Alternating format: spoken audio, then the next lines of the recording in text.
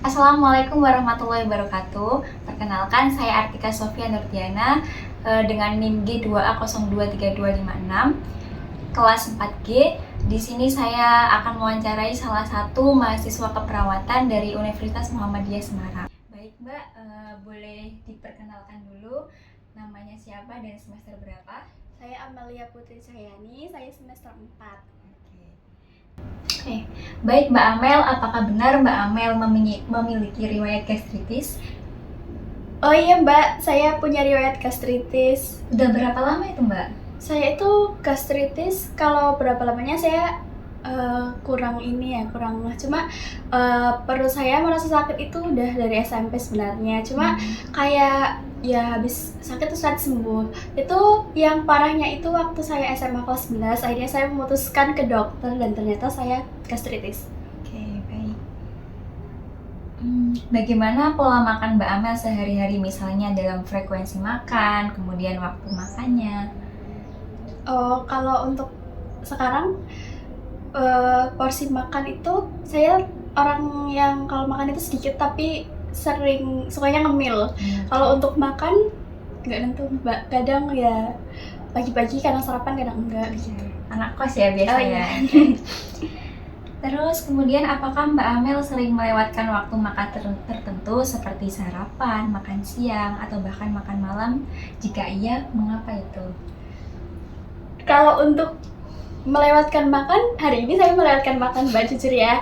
Tadi pagi saya melewatkan sarapan, kemudian kalau misalkan habis pulang kuliah itu, kadang pulang kuliah kan malam. Iya. Itu saya malas masak dan juga malas untuk beli makan, jadi lebih ke habis pulang kuliah itu jajan, terus habis itu karena capek jadi melewatkan makan malam. Oke. Nah, seberapa sering Mbak Amel mengonsumsi makanan cepat saji atau makanan pedas dalam sehari?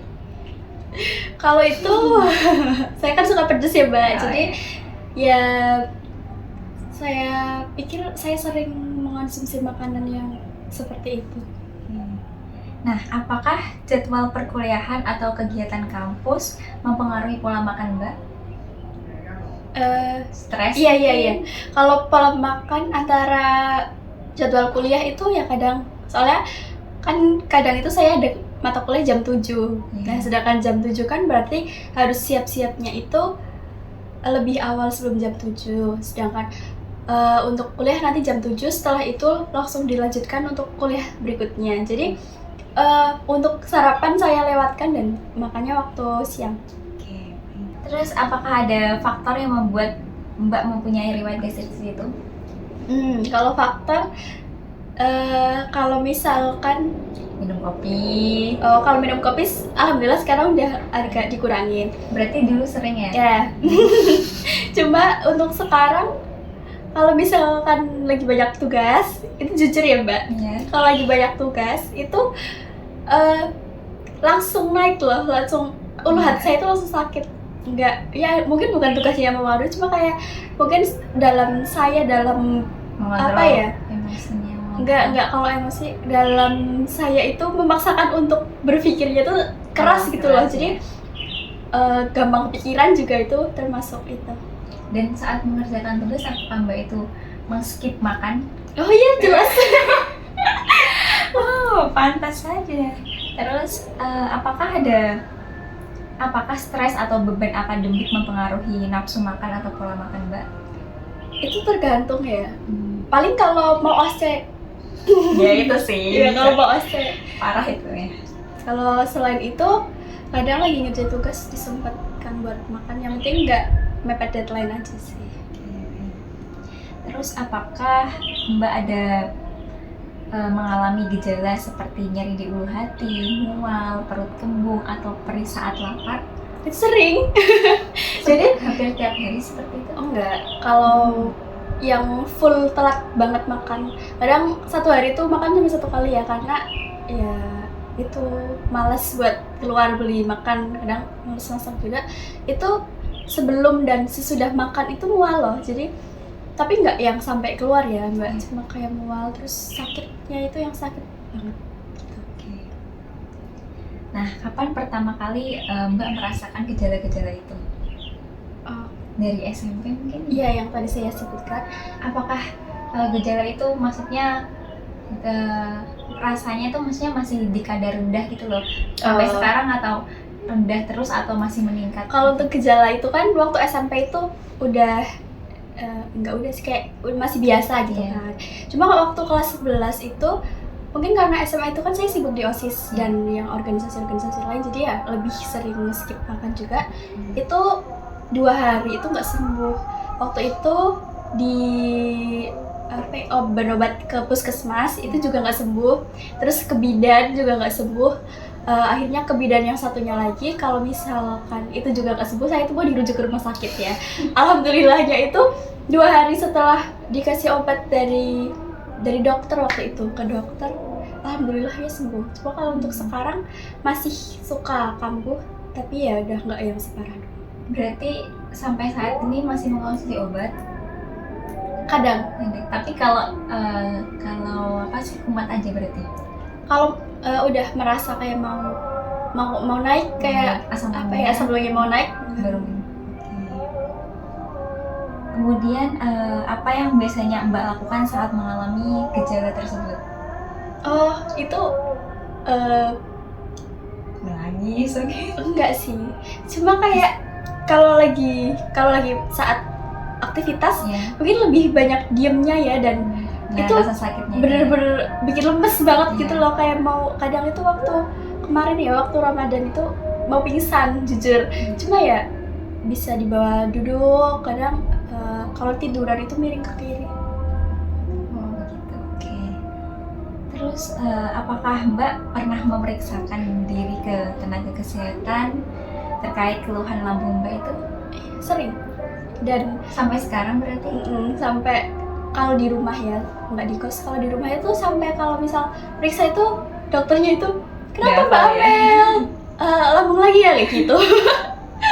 Berarti setiap periksa itu obatnya berarti sama? Sama. Sama. Antacid. Iya. Itu sama Hufam warna biru. Oh berarti itu tingkatnya udah agak tinggi ya? Ya.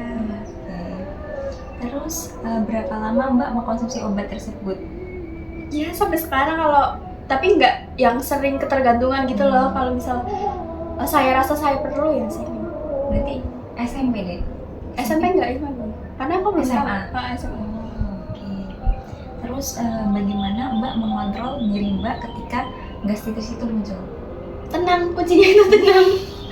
Dan atur nafas, itu paling penting. Berarti kalau seumpama Mbak makan itu belum bisa ya? Pasti langsung mual ya? Terus menurut Mbak, apa yang bisa dilakukan untuk mencegah gastritis di kalangan mahasiswa keperawatan ini? Kan banyak banget tugas, terus stres dengan ujian-ujiannya. Kalau kunci paling utama itu ya di pola makannya, kayak gitu. Terus begadang juga ternyata berpengaruh, sangat berpengaruh gitu. Paling itu sih, pola makan sama pintar-pintar mahasiswa buat atur waktunya aja. Tapi kan kadang kita ya sebagai anak kos nih ya, kita tuh sering kan skip, pasti nggak bisa tuh sekali dalam sehari tuh 3 kali makan tuh nggak bisa, minimal paling sehari sekali. Nah itu kan pasti lambung kita udah udah ada tanda-tanda gejalanya, ini harus makan gitu. Dan di saat itu Mbak nggak bisa makan tuh, belum bisa makan karena mungkin satu malas keluar beli makan, atau posisinya emang nggak mau makan. Nah itu bagaimana?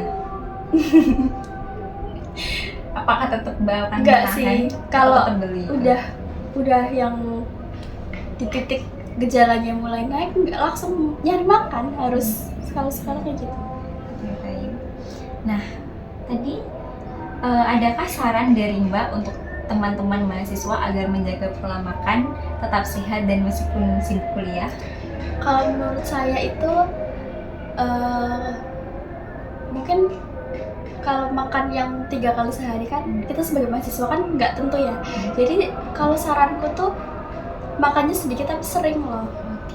Nggak yang terus-terusan makan berat, tapi juga nggak yang terus-terusan jajan-jajanan di jalan kayak gitu. Cuma kayak ya bisa lah roti kayak gitu kan, bisa dibawa ke kampus tuh kayak gitu. Terus es teh jumbonya dikurangi. Itu sih, apalagi tuh makanan pedas. Makanan asalnya. pedas, betul. Kan Mbak Amel tadi bilang suka banget tuh makanan pedas, kan? Nah, kan udah tahu tuh punya sakit itu. Terus bagaimana Mbak bisa mengontrol makanan pedas itu biar nggak Mbak kumat gitu loh? Kalau saya, kalau untuk sekarang ya, alhamdulillahnya itu masih suka pedas, cuma dikurangin. Jadi kalau ya walaupun makannya harus ada pedesnya, cuma nggak yang sepedes dulu. Level 3 dari level 1. Jadi kayak dikurangi gitu. Ngomongnya sedikit gimana? Terima kasih. Itu saja. Baik Mbak Amel, terima kasih untuk wawancaranya hari ini. Maaf mengganggu waktunya ya. Wassalamualaikum warahmatullahi wabarakatuh.